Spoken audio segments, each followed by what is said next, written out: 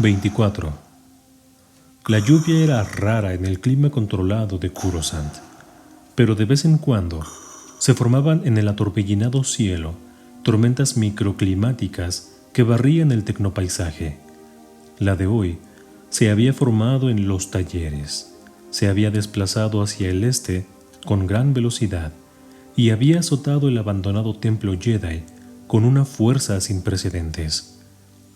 El oído aumentado de Vader podía captar el sonido de las gruesas gotas arrastradas por el viento hasta golpear las elegantes torres y el tejado plano del templo, en fantasmal contrapunto al sonido de sus tacones golpeando el suelo adamantino, reverberando en los pasillos desiertos y oscuros.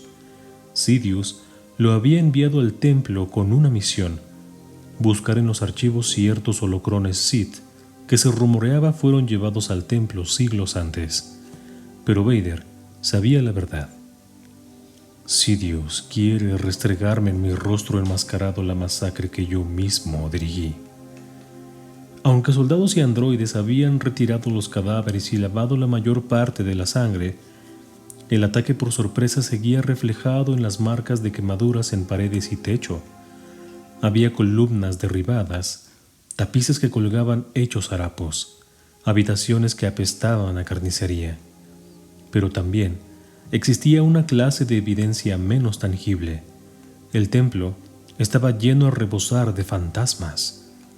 Lo que podía ser el viento silbando por pasillos agujereados en los que nunca antes había penetrado parecía el clamor funerario de espíritus esperando a ser vengados. Lo que podía ser el eco de las pisadas de los soldados del comandante Apo asemejaba el batir de distantes tambores de guerra. Lo que podía ser el humo de fuegos que debieron de apagarse semanas antes parecían espectros retrocediéndose en su tormento. El emperador Palpatine aún no había anunciado sus planes para ese triste cascarón. Podía ser arrasado y convertido en su palacio, algo que Vader le parecía una broma cruel, o podía dejarse tal y como estaba, para ser un mausoleo a la vista de todo Coruscant, un recordatorio de lo que le pasaría a todo el que se granjeara el desagrado de Palpatine. La mayoría de los recuerdos de Anakin que aún tenía Vader se debilitaban día a día, pero no así los recuerdos de Anakin sobre lo sucedido allí. Estaban tan frescos como el amanecer de esa mañana, visto desde la sala del tejado en la que Vader descansaba cada día. El verdadero sueño seguía fuera de su alcance, era algo que buscaba en vano en su inquieto dormitar. También había dejado de tener visiones. Esa habilidad de doble filo, parecía haberse consumido en Mustafar. Pero Vader recordaba estar dominado por lo sucedido en el despacho de Palpatine, ver al anciano suplicar por su vida, escuchar al anciano asegurándole que solo él tenía poder para salvar a Padmé, correr en su defensa, el relámpago Sith arrojando a un asombrado Mace Windu a través de lo que antes fue una ventana, Anakin arrodillándose ante Sidious y siendo bautizado como Vader. «Ve al templo Jedi», le había dicho Sidious. «Los cogeremos desprevenidos. Haz lo que deba hacerse, Lord Vader. No titubees, no muestres piedad. Solo entonces serás bastante fuerte en el lado oscuro como para salvar a Padmé».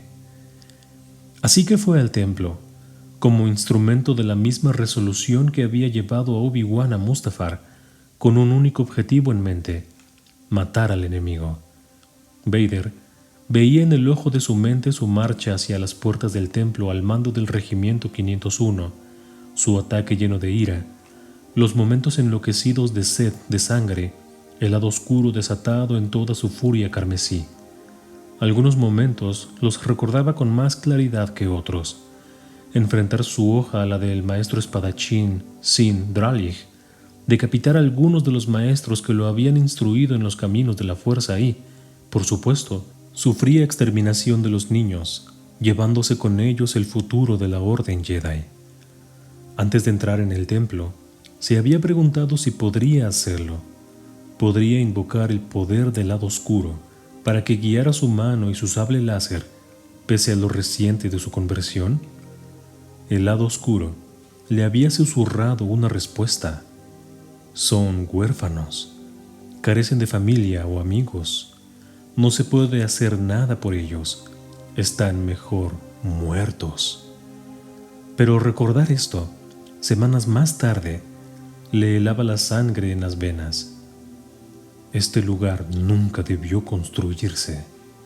De hecho, no había matado a los Jedi para servir a Sidious, aunque éste debía creerlo así. Sidious, en su arrogancia, no se había dado cuenta de que Anakin le había interpretado bien. ¿Acaso el señor Sith creía que se limitaría a ignorar el hecho de que había manipulado a Anakin y la guerra desde el principio? No, no había matado a los Jedi por servir a Sidious, o, ya puestos, para demostrar su lealtad a la Orden Sith.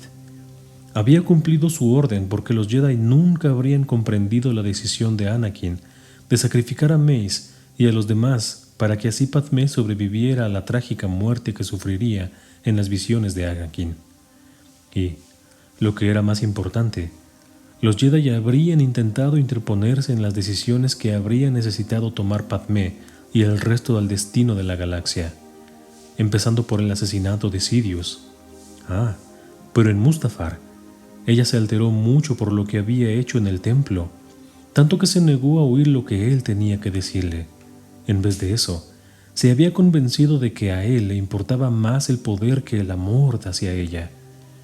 ¿Acaso importaba una cosa sin la otra? Y entonces apareció el maldito Obi-Wan, interrumpiéndole antes de que pudiera explicar que todos sus actos, todos los del despacho de Palpatine como los del templo, los había cometido por el bien de ella y por el bien de su hijo nonato. Si Obi-Wan no hubiera llegado, habría conseguido hacerle comprender, la habría obligado a comprender y, juntos, habrían actuado contra el señor Sith. La ronquera de la respiración de Vader se volvió más audible. Flexionar las manos artificiales no contribuyó en nada a apagar su rabia, así que encogió los anchos hombros bajo el peto y la pesada capa de la armadura y se estremeció. ¿Por qué no me escuchó?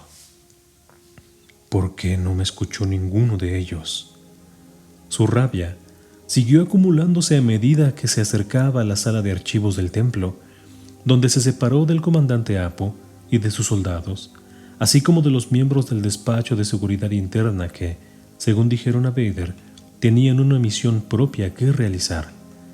Se detuvo ante la entrada del enorme y elevado vestíbulo principal de la biblioteca, conmovido no por los recuerdos, sino por el efecto que estos tenían en su corazón y sus pulmones todavía sin curar. Los hemisferios ópticos de la máscara dotaban de oscuridad al vestíbulo normalmente bien iluminado, que una vez ofreció hilera tras hilera de hololibros y discos de almacenaje pulcramente alineados y catalogados. Aquí, la sangre seguía viéndose en constelaciones marrones que manchaban grandes extensiones de suelo y salpicaban algunas de las pocas esculturas sobre peanas que aún quedaban en pie, alineadas a ambos lados del lado del vestíbulo. Y en el supuesto de que hubiera matado a Sidious, de que él solo hubiera ganado la guerra para la República, los Jedi lo habrían combatido hasta su triste final. Puede que hasta insistieran en asumir la custodia de su hijo, pues su retoño habría sido muy poderoso en la fuerza. Puede que de forma incalculable, si los maestros del Sumo Consejo no hubieran estado tan atrasados en sus costumbres, tan engañados por su propio orgullo, se habrían dado cuenta de que era necesario acabar con los Jedi. Su orden, al igual que la República, se había estancado, solo se servía a sí misma, estaba corrupta. Aún así, si el Sumo Consejo hubiera sabido reconocer su poder, otorgarle el rango de maestro, quizás le habría permitido seguir existiendo.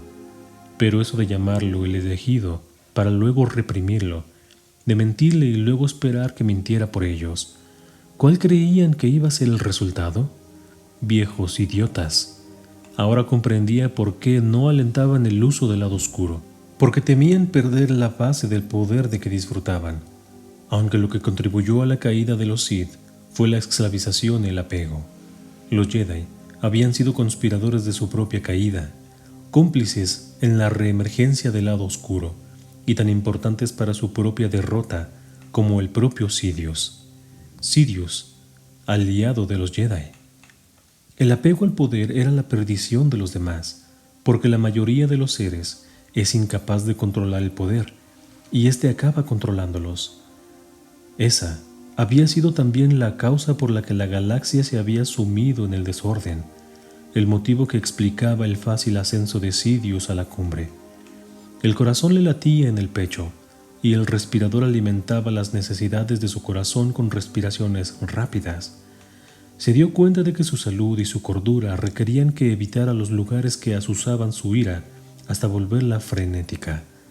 El reconocimiento de que probablemente nunca podría volver a pisar Naboo o Tatooine le arrancó un gemido de angustia que derribó el resto de las peanas como si fueran fichas de dominó, y los bustos de broncio resbalaron y rodaron por el suelo pulido y manchado de sangre.